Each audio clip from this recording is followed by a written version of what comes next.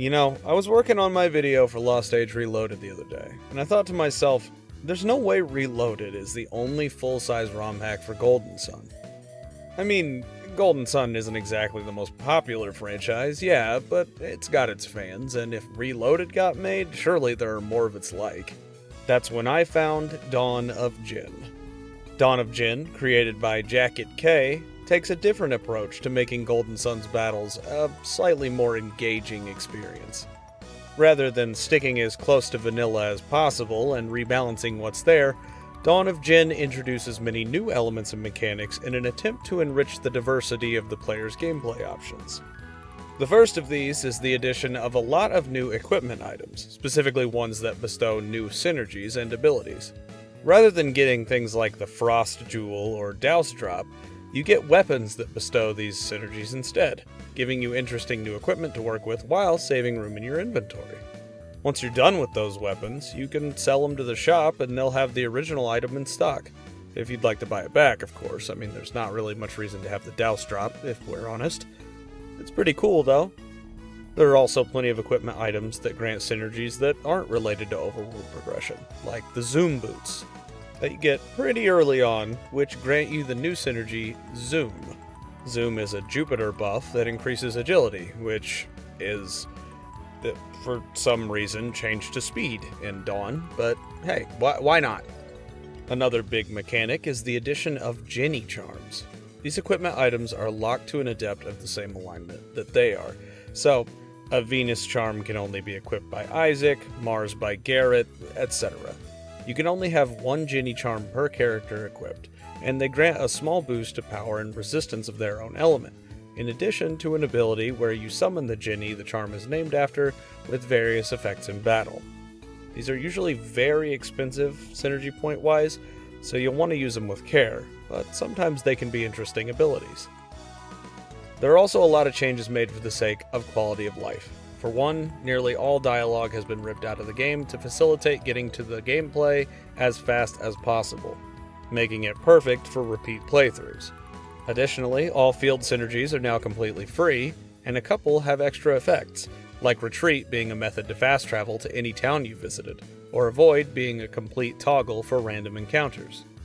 They're pretty nifty, although I do feel like the fast travel option somewhat trivializes the need for ends, since you can always just warp back to Vale for free and use the Synergy Stone there in the middle of town. Most Djinn are either marginally or majorly different from their original versions, most of the time getting new names in the process. For example, Forge has become Smith, who has the same ability of increasing attack, but also restores a bit of PP in the process. Gust has become Seep, with an HP stealing attack. Maybe that's why it's called Dawn of Djinn? Then there are the changes to the enemies. Some enemies are entirely new recolors, while others are the same but have new abilities. You'll see old enemies in new places, and they'll often have many different attacks than you're used to, usually much more powerful as well. Lots, and I mean lots of them can use smoke bombs too, which I guess is cool. It certainly made me laugh. This is countered by many of the healing items being buffed in various ways, such as herbs also curing you of all ailments. There are even new consumables like the Rally Tea, which increases attack in addition to healing HP, or the Mental Mint, which restores PP and has a low chance to revive allies in battle, which also means it can be used on the overworld to revive people for basically free. The one thing you'll need to be ready for, though, is that some enemies are extreme priority targets. Early on, you run into drone bees, which are absolute terrors in this. They can use Wing Beat, which is already a powerful monster skill, but when you're fighting 3 of them, they'll annihilate your entire party before you can do anything. In general, I feel like this hack does have some problems with difficulty spikes. The Djinni are particularly strong and have tons of HP, like real bosses, which I guess is fair, considering the name. I definitely want to play more of this hack in the future, but be aware, if you're going to try it yourself, save often. I had a crash that ended my recording of this game, and I hadn't saved at any point, so that was my entire save gone.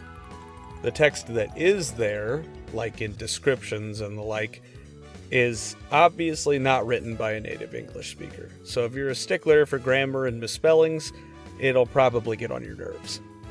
The game also claims that you're not meant to grind at all, as in it was made to be played from start to finish with no additional experience needed, as long as you fought all the optional encounters. I definitely did not get that vibe with the way some random enemies are so lethal. Maybe I'm just not good at the game.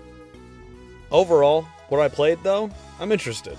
It's not perfect, for sure, but I want to see some more of what the game has to offer in the future, when I'm not quite so busy with other Golden Sun related things.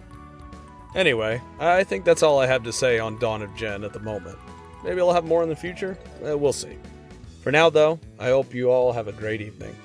This has been Torvis. God bless.